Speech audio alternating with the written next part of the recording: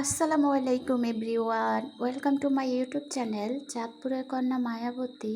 যে যেখান থেকে দেখছেন আশা করি ভালো আছেন। আলহামদুলিল্লাহ আমিও ভালো আছি। আজকের ভিডিও শুরু করে দিলাম একদম সকালের নাস্তা থেকে। আজকে ঘুম থেকে তাড়াহুড়া করে চলে আসলাম নাস্তা বানানোর জন্য, কারণ আমার মেয়ের আজকে রেজাল্ট দিবে আর গার্ডিয়ানও ডাকা হয়েছে স্কুল।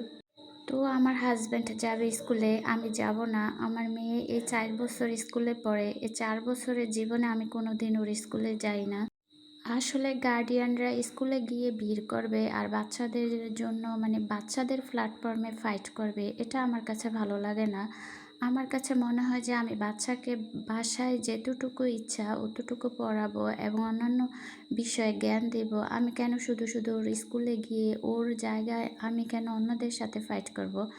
আমাদের এই স্কুলটা যেহেতু প্রাইভেট স্কুল, তো দেখা গেছে এখানে অনেক গার্ডিয়ান আসলে দেখা গেছে এক বাচ্চার সাথে যদি আরেক বাচ্চা ঝগড়া করে তাহলে ওনারাও সাথে সাথে মানে এগুলা নিয়ে অনেক করে। আমার কাছে এগুলা ভালো লাগে না, এ কারণে আমি কখনো যাইও না।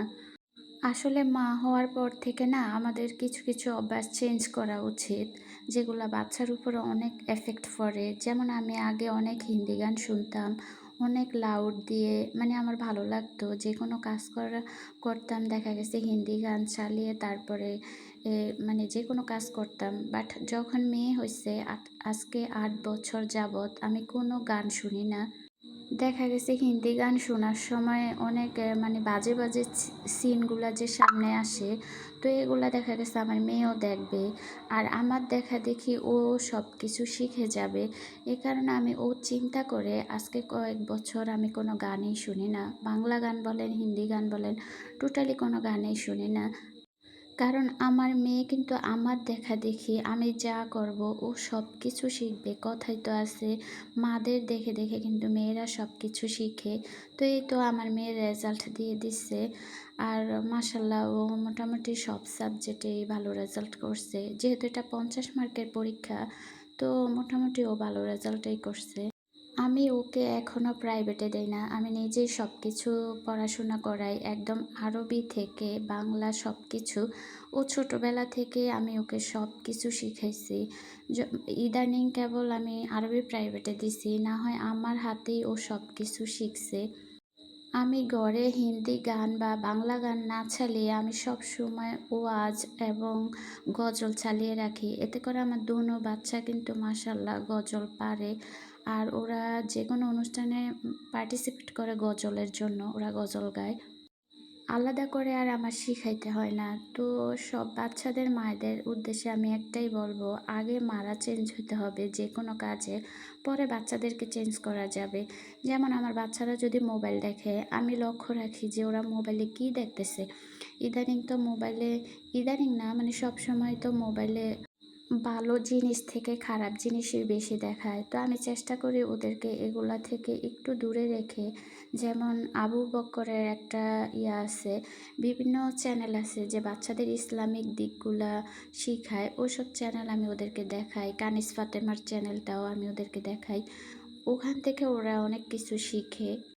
আবার টিভি দেখলেও দেখা গেছে আমি দুরন্ত টিভি এই চ্যানেলটা দিয়ে রাখি, এতে করে ওরা অনেক কিছু শিখতে পারে ওখান থেকে।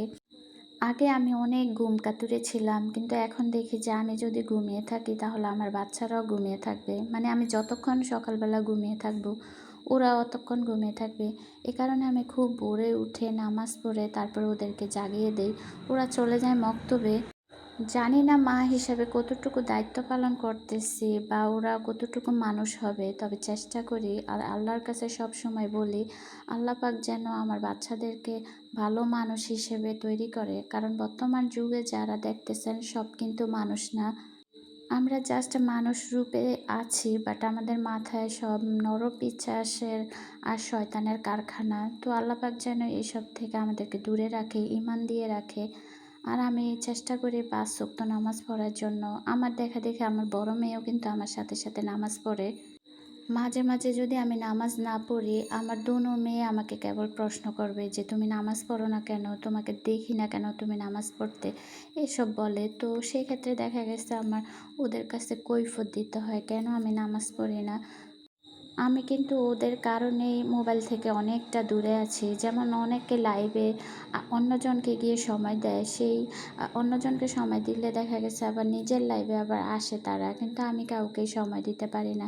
এ কারণে আমার লাইভে কেউ আসেও না। আর আমি লাইভে মিউট দিয়ে রাখি। কথা বলার আমার অতটুকু সময়ও নাই। বাচ্চাদের কথা চিন্তা করে আর দেখা গেছে অনেকে কমেন্ট করে। আমার বাচ্চারা আমার পাশে থাকে। আমার বড় মেয়ে কিন্তু এখন পড়তে পারে, ও পড়ে ফেলে। এতে করে আমার খারাপ লাগে যে না থাক, দরকার নেই এত কিছুর। ইউটিউবে আসছি শখ করে, যদি হয় হবে, না হইলে নাই, এত আহামরি কিছু নাই। তো আপনাদের সাথে কথা বলতে বলতে অনেক কিছু বলে ফেললাম। এতক্ষণে আমার রান্নাও কিন্তু কমপ্লিট হয়ে গেছে।